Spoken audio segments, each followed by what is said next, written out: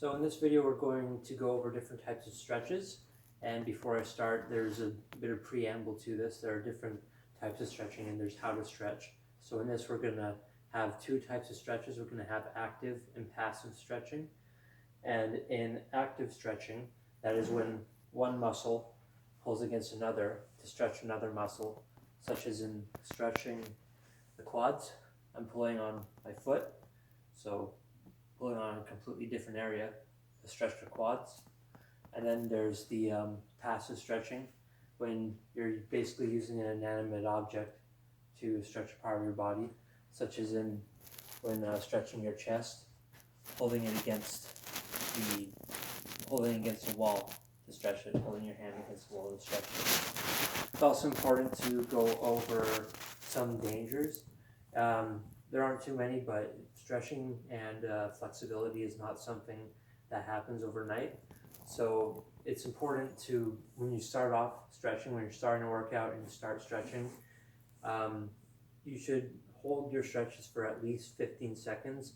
As you get more advanced, as you get more flexible, you can hold them for longer, between 30 seconds and a minute. One thing that we want to avoid with stretching is something called the myotatic stretch reflex. And that's basically when a reflex that your body has when you stretch a bit too fast. And it's a reflex that your body has in any case other than stretching, when one limb twists very suddenly a way that it's not supposed to. So an example of this would be when people do what's called ballistic stretching, which is basically bouncing while stretching. And you mainly see this when people do dynamic stretching. And dynamic stretching is, of course, stretching to warm up. So that's sort of like when they're doing around the worlds and that sort of thing. But people will also do a form of stretching, dynamic stretching. It could be anything like this, but they're bouncing on it, so they're making it. So in that sense, they're stretching it, but they're doing it in a way that they're not holding the stretch, and that can cause a reflex that might add to injury.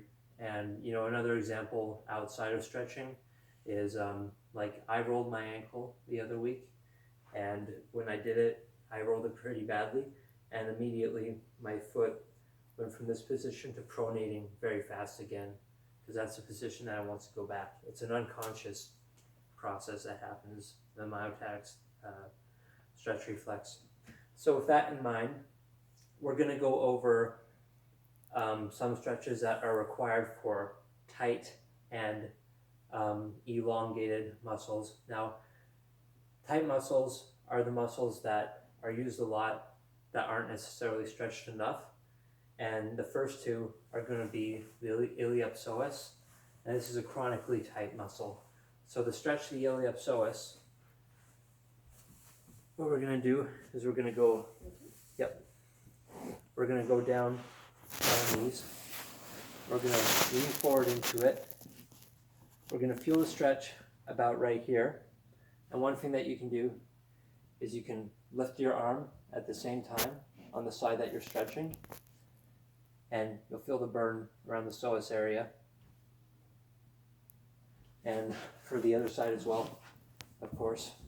Really leaning into it with this one, and you should feel the burn the more you do that. So that's an example of a chronically tight muscle.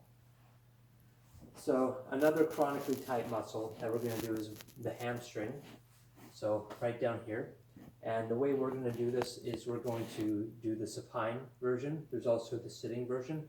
But the supine version, I find it's a bit better, as you get a better stretch out of it when you're on the ground and your legs in the air. Can I do another variation of it? Yeah, sure. Okay. So she's doing a different variation. And however, the one that I've shown is when you bring it up like this. Again, this is an active stretch, so holding on to the calf, the sole is down here, and stretching it out, straightening at the knee, and I'm feeling it down here, my hamstring, and of course for the other leg as well. She's doing a standing one. I decided to do the supine one because that's what works best for me. The next one that we're going to do is actually an elongated muscle. So this is a muscle that is not used so much, and so it is elongated in the sense that it's weak, and it's the superior trapezius. So the trapezius all along the back up to the neck, the superior is at the top, sometimes called the upper trapezius. All you have to do to stretch it is just look down to the left, and you'll feel it. You'll feel it up at the top here. You can do the other side as well, looking down to your armpit. Very easy stretch to do. So that covers the chronically tight and chronically elongated muscles. The rest of the muscles, those are muscles that should be stretched whether or not you worked out or not. And then the next ones that we're going to do are the muscles that you generally stretch after doing a workout. So the first one we're going to do is for the pectoralis major. And this stretch also works for the pectoralis minor. It's really the only passive stretch that we're going to do here. So passive in the sense that you're going against something. So holding with one hand onto the wall. You can also do it in a few variations, your hand in a few different places, like such as here. I prefer to have it all the way back like this, and you're just putting pressure between your arm and your chest. You're going to feel it mainly in this region. Both the pectoralis minor and major are being stretched. And of course, switching to the other side to do it as well. To get it back to what I'm doing here. So that's a passive stretch that they're going to do. And a lot of stretches are similar, as we'll go over the anterior deltoid stretch and the bicep stretch. So speaking of which, the anterior deltoid stretch, that's the front area of the deltoid right around here. So what we're going to do, we're going to have our arms behind our back like so. We're going to squeeze our elbows together. Should feel it up in the area of the anterior deltoid. And this is an active stretch. And what's good about it is you can stretch both muscles at the same time as you're pretty much pulling on your hand in order to put your elbows together. So the next one will be the bicep stretch. And this one's pretty easy as well. So what you're going to do, hands in the pronated position. And all you're going to do is stretch out behind you. You're going to lock your elbows in the sense that to the extent that you're feeling the stretch in your bicep, and you just hold it there for a bit. There's also this one. Also that one as well. I don't know what variation that is called. That, it depends on how it works for you. I don't feel the stretch so much when doing that one. But with this one, I do feel the stretch in the bicep. The next one we're going to do is the spinal erectors, another muscle in the back. So what we do is we get down on the ground, knees and feet on the ground at the same time. We're going to stretch forward. We're going to elongate the spine, not hyperextend it.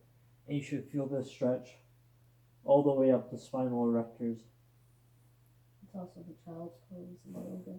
Yeah, it's also the child's pose in yoga, exactly. And this is another stretch that I notice people sometimes do ballistic stretching, where they're bouncing while doing this. And that's, ballistic stretching is not good at all, but especially when dealing with a stretch where the muscle runs along the spine. So the next one that we're going to do is the rectus abdominis, which is muscle, lower abdomen, runs along the stomach. All you gotta do with that one is just reaching up, pushing out your stomach a bit, so you just feel that stretch along your stomach. I'm just holding it there for a bit. Another really easy active stretch to do. The next one we'll do is the quadricep femoris at the front of the legs. So this one, there are a few variations. You can hold your heel with this hand, or like the opposite hand of the leg, or the hand on the leg. But it's best to make sure that your knees are together when doing the stretch, as close together as possible. So what you do is you grab your foot with one hand, bring it up. I grab that a bit quickly. Don't rush into it like I just did. You're going to activate the myotatic stretch reflex. You're going to hold your heel to your butt as close as possible. Push out at the hip, and you should feel the stretch along the quad. That's one that you can only stretch one at a time. Make sure you got something to hold against. You can use a buddy if you're working out together, or use a wall. Then the next one we're going to do is the quadratus lumborum. So this one requires us to sit down, preferably cross-legged if you can, just sitting. This is the only stretch where it requires the slouching, but it's just slouching over to the side. And it is a deep stretch. The quadratus lumborum, it's a deep muscle along the spine.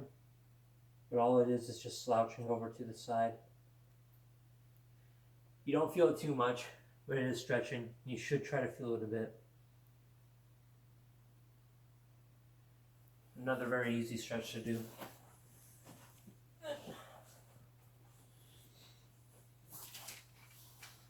So the last two, stretching the gastrocnemius and the soleus. So these are stretches in the calves, and they're very similar stretches.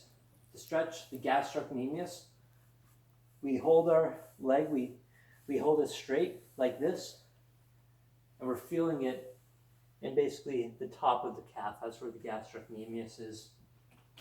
And just holding it there, switching sides.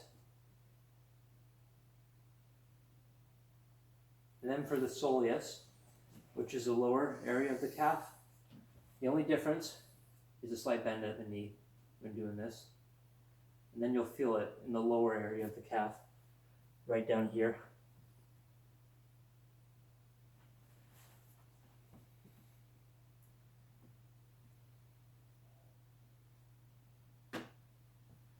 And that's it. Again, those are stretches that you do after working out. The chronically tight muscles are muscles that you should stretch regularly, whether or not you work them out, because they're muscles that are used pretty universally. Other than that, that's all I have to say about that. Make sure that you build up your flexibility over time, not starting off with going from 30 seconds to 1 minute, but as you get more flexible, and flexibility will help with the range of motion for doing your workouts. You see a lot of bodybuilders and that they have trouble because they're not too flexible getting their seatbelts across their bodies. That's why it's important to be flexible.